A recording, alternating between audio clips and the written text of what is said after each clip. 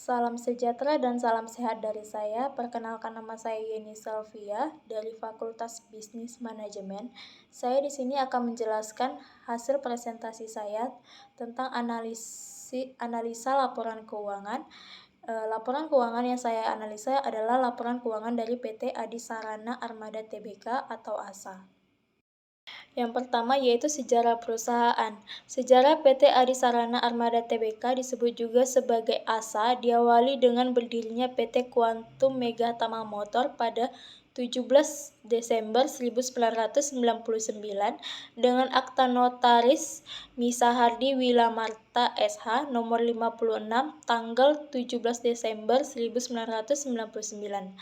Akta pendirian perusahaan tersebut telah disahkan oleh Menteri Kehakiman dan Hak Asasi Manusia Republik Indonesia dengan surat keputusan nomor C23661HT0101TH 2002 tanggal 29 November 2002. Pada 22 Januari 2003, PT Quantum Megatama Motor berganti nama menjadi PT Adira Sarana Armada atau lebih dikenal dengan Adira Rain. Pada 7 September 2009, perusahaan resmi berganti nama branding dari Adira Rain menjadi ASA dengan komitmen utama untuk senantiasa menyediakan kualitas layanan terbaik dan menjadi trusted partner in transportation service. PT Adisarana Armada Tbk atau ASA adalah perusahaan jasa transportasi di Indonesia yang menyediakan solusi transportasi yang mencakup penyewaan mobil untuk perorangan dan perusahaan, transporter logistik, dan layanan manajemen pengemudi. Perusahaan mulai beroperasi secara komersial pada tahun 2003. Selanjutnya, sektor dan subsektor perusahaan. Perusahaan ASA bergerak di sektor Transportation and Logistics atau IDX Trans dengan subsektor yaitu Passenger Land Transportation dan Logistics and Deliverance. Kapitalisasi pasar pada perusahaan. Kapitalisasi pada perusahaan ASA yaitu sebesar 2.897.545 juta per tanggal 30 Oktober 2023 menurut IDN Finance. Dan untuk dua gambar yang telah saya buat itu merupakan yang sebelah kiri saya itu merupakan kapitalisasi pasar selama 5 tahun dan yang di sebelah kiri saya merupakan performa selama 4 tahun perusahaan tersebut yang dari 2019 sampai 2022. Analisa rasio. Rasio keuangan adalah ukuran yang digunakan untuk mengevaluasi kesehatan finansial suatu perusahaan atau entitas bisnis. Rasio ini memberikan informasi tentang hubungan antara berbagai unsur dalam laporan keuangan seperti laba rugi, neraca, dan arus kas.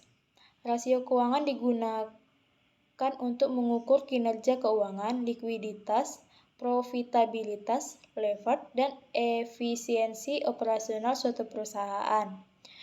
Beberapa contoh rasio keuangan yang umum digunakan meliputi rasio laba bersih terhadap penjualan atau profitabilitas, rasio utang terhadap ekuitas atau leverage, dan rasio lancar atau likuiditas. Rasio keuangan membantu investor, kreditur, dan manajemen dalam membuat keputusan bisnis yang lebih baik. Rasio yang akan kita gunakan untuk membahas laporan keuangan perusahaan ASA yaitu rasio lancar, asset turnover ratio, debt to asset ratio, debt to equity ratio, dan ROA atau return on asset. Yang pertama yaitu rasio lancar atau current ratio. Rasio lancar adalah sebuah rasio keuangan yang digunakan untuk mengukur kemampuan suatu perusahaan atau entitas bisnis dalam memenuhi kewajiban keuangan jangka pendeknya dengan menggunakan aset lancar yang dimilikinya. Dalam perhitungan rasio lancar, kita dapat menggunakan rumus total aktiva lancar dibagi dengan total liabilitas jangka pendek. Untuk menganalisis laporan keuangan, kita menggunakan 3 tahun laporan keuangan perusahaan ASA, yaitu dari tahun 2020 sampai dengan tahun 2022. Di tahun 2020, total aktiva lancar dengan nilai 627, 688, 164, 688 dibagi dengan total liabilitas jangka pendek yang nilainya 1436, 932, 364, 028 dengan hasil 0,44. Di tahun 2021 dan tahun 2022, cara pencarian hasilnya dapat kita lakukan dengan cara yang sama, yaitu di tahun 2021 dapat dengan hasil 0,90 dan di tahun 2022 yaitu 0,86. Artinya dalam hal ini rasio lancar di tahun 2020 bahwa perusahaan ASA memiliki lebih banyak kewajiban jangka pendeknya daripada aset lancar yang tersedia, yaitu 0,44 rupiah banding 1. Yang kedua, aset turnover ratio.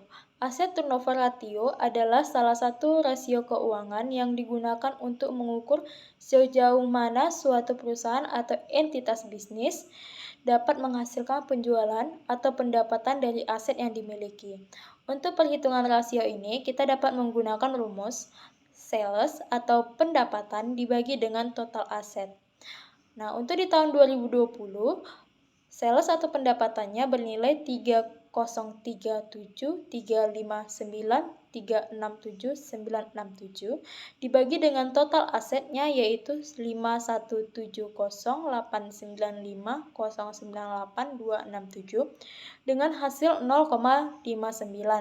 Di tahun 2021 dan tahun 2022 dapat kita lakukan dengan cara yang sama. Dengan di tahun 2021 dengan total 0,84 dan di tahun 2022 yaitu 0,81. Artinya adalah 0,59 rupiah per 1 di tahun 2020 perusahaan ASA untuk setiap rupiah aset yang dimasukkan bisa mengenerate setiap hasil sales atau pendapatan yang mereka dapat. Yang ketiga, debt to asset ratio.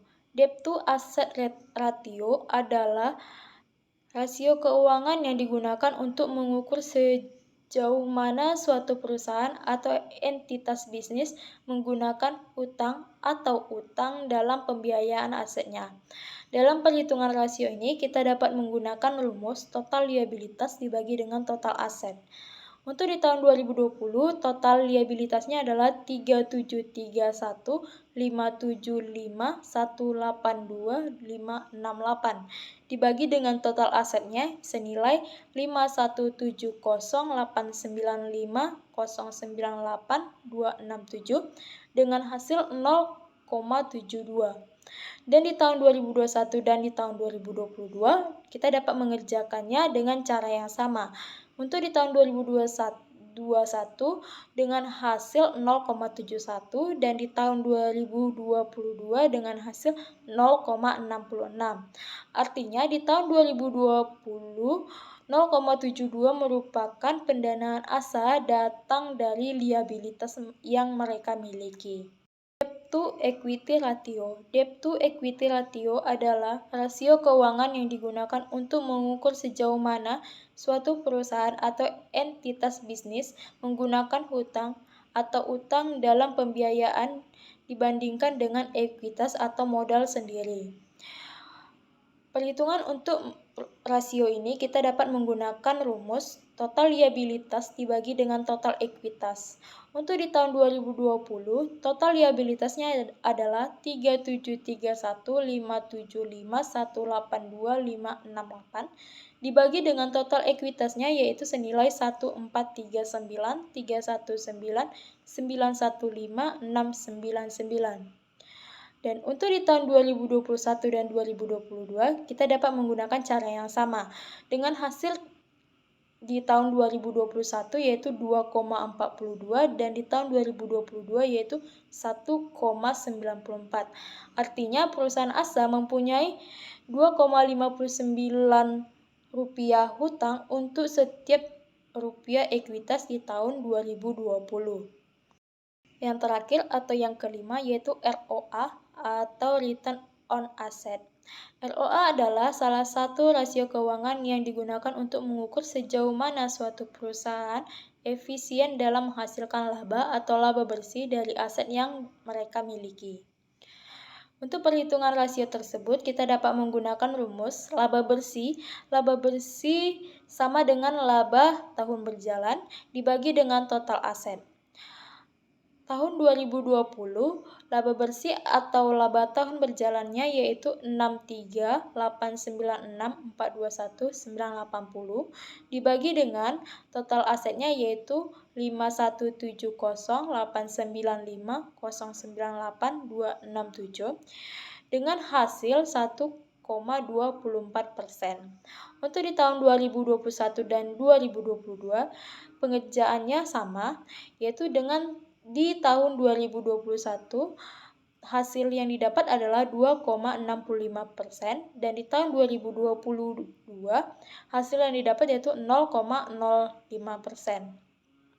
Artinya di tahun 2021, perusahaan asal lebih efisien dalam menghasilkan laba dari asetnya dibandingkan dengan tahun 2020 dan tahun 2022. Setelah saya menganalisa rasio keuangan perusahaan ASA 3 tahun berturut, yaitu dari tahun 2020 sampai tahun 2022, perusahaan ini lebih cenderung menurun. Dan saya juga akan menjelaskan arti dari penurunan dan peningkatan dalam perusahaan. Yang pertama yaitu arti penurunan dalam perusahaan, yaitu penurunan dapat mengindikasikan masalah atau tantangan yang dihadapi oleh perusahaan seperti penurunan pendapatan, profitabilitas yang menurun, atau likuiditas yang buruk. Dan penurunan yang terjadi di perusahaan perlu diinvestigasi lebih lanjut untuk memahami penyebab dan pengambilan tindakan perbaikan. Yang kedua, arti peningkatan dalam perusahaan, yaitu dengan adanya peningkatan dapat menunjukkan pertumbuhan bisnis, kinerja yang baik, dan peluang yang muncul. Peningkatan juga dapat mencerminkan efisiensi operasional yang baik. Pertumbuhan penjualan atau peningkatan profitabilitas, dan peningkatan juga bisa mengindikasikan kemajuan dalam mencapai tujuan perusahaan. Dan saya juga akan menjelaskan tentang rata-rata sektor. Rata-rata sektor adalah ukuran statistik yang menggambarkan nilai tengah atau pusat dari sejumlah data dalam sektor tersebut. Ini dihitung dengan menjumlahkan semua data dalam sektor tersebut dan kemudian membaginya menjadi jumlah data tersebut. Rata-rata sektor dapat digunakan untuk menganalisis kinerja sektor ekonomi, keuangan, dan industri tertentu. Dan laporan keuangan perusahaan yang telah saya analisa dan telah saya bandingkan antara debt to equity perusahaan PT Adi Sarana Armada Tbk dengan debt to equity rasio sektor dan subsektor, rasio perusahaan PT ASA tidak baik dikarenakan terlalu banyak memiliki hutang atau utang daripada menggunakan modal sendiri. Sekian hasil presentasi saya. Kurang dan lebihnya saya memohon maaf. Salam sejahtera dan salam sehat dari saya. Terima kasih.